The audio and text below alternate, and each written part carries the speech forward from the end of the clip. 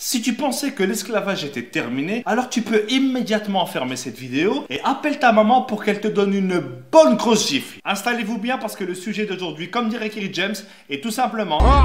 Aujourd'hui, on va parler du franc CFA. Alors déjà, première blague. CFA, ça veut dire colonie française d'Afrique. Je sais pas si vous vous rendez compte, ils ont une monnaie qui porte comme nom colonie. Ils auraient très bien pu l'appeler ferme-la et donne-moi tout, ça aurait été pareil. Mais il y a quelques temps, ils se sont dit, c'est vrai que colonie française, ça se fait pas. C'est un peu chmette quoi. Et du coup, ils ont décidé de changer et maintenant ils appellent ça coopération financière d'Afrique. Alors là, je dis bravo.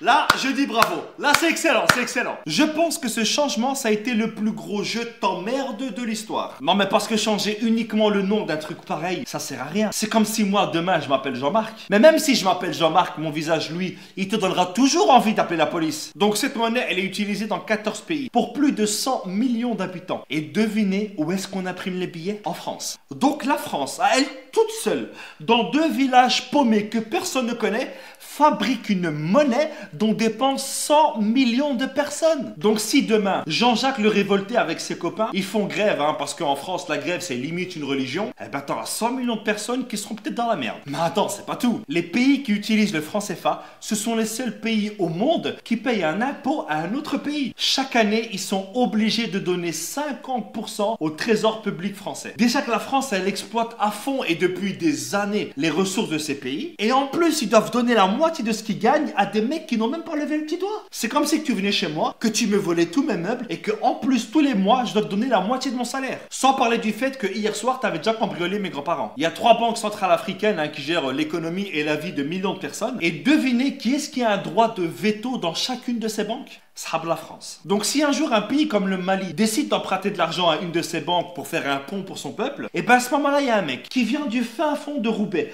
que personne ne connaît, qui ne parle même pas la langue du pays, et ben il a le droit de dire le slogan de la France ça devrait être maintenant liberté, égalité, fraternité au-dessus de la Méditerranée. En dessous, non, tu pues la merde. Et puis quand j'entends que la France fait des dons en Afrique, non, voler 50 € à quelqu'un et lui donner 10 €, ce n'est pas un don, c'est un remboursement. Et heureusement qu'il y a eu des chefs d'État qui se sont rebellés contre le franc CFA. Il y a eu par exemple Sylvanus Olympio. Ah non, lui il a été assassiné, pardon. Il y avait aussi Thomas Sankara. Non, lui aussi il a été assassiné. Non. Il y a aussi Modibo Keïta. Non, lui il est mort en prison, pardon. Je crois que je vais arrêter là. Récemment, François Hollande est allé à Bamako. Et je pense que sur une échelle de 1 à 20 sur le manque de respect, je pense qu'on doit être à 1000 ou à 2000. Regardez. Cher président, cher Ibrahim, j'ai été très sensible aux mots que tu as bien voulu prononcer. Alors déjà, depuis quand est-ce qu'on appelle un président par son prénom? Et depuis quand est-ce qu'on tutoie un président? Mais c'est quoi ce manque de respect? Tu crois que c'est ton fils? Mais bon, pas grave, regardez la suite. Quand la France est en Afrique, elle ne cherche pas à exercer une influence. La France ne cherche pas à influencer l'Afrique, mais la monnaie de ces pays, la colonne vertébrale d'un pays, dépend entièrement de la France. Non mais là j'en ai marre, il se fout vraiment de notre gueule ce mec. Elle ne cherche pas à peser sur les choix politiques d'un pays.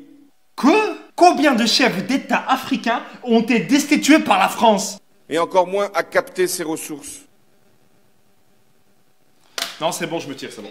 J'ai l'impression que plus c'est gros, plus ça passe. La France, elle est là aujourd'hui uniquement grâce aux ressources de l'Afrique. La France, elle a comme ressource naturelle que le vent et la pluie. Et si la France ne s'intéresse pas à tout ça, qu'est-ce que vous faites à chaque fois en Afrique? Vous savez, à chaque fois qu'un président français va en France, c'est uniquement pour vérifier les stocks et voir si les employés ils travaillent bien. Aucun pays ne peut prendre son indépendance s'il ne gère pas lui-même sa monnaie. C'est pas possible. Je ne peux pas nourrir ma famille et m'occuper de mes enfants si tu voles à chaque fois dans mon frigo et que tu gères mon argent. Le franc CFA, c'est un système qui est mis en place uniquement pour aider le peuple français. Voilà les amis, c'est ici que s'achève cette vidéo. J'espère qu'elle vous aura plu. C'est l'une des vidéos les plus compliquées que j'ai eu à faire. Donc je compte sur vous pour partager un maximum cette vidéo. Parce qu'aujourd'hui, en 2017, il y a encore de l'esclavage, mais économique cette fois. Donc voilà les amis, je compte sur vous. Et n'oubliez pas, comme dirait ma grand-mère, qui vole à neuf se fera d'excellentes omelettes. Ciao! On oublie seulement une chose, c'est qu'une grande partie de l'argent qui est dans notre porte-monnaie vient précisément de l'exploitation, depuis des siècles, de l'Afrique. Pas uniquement, mais beaucoup viennent de l'exploitation de l'Afrique.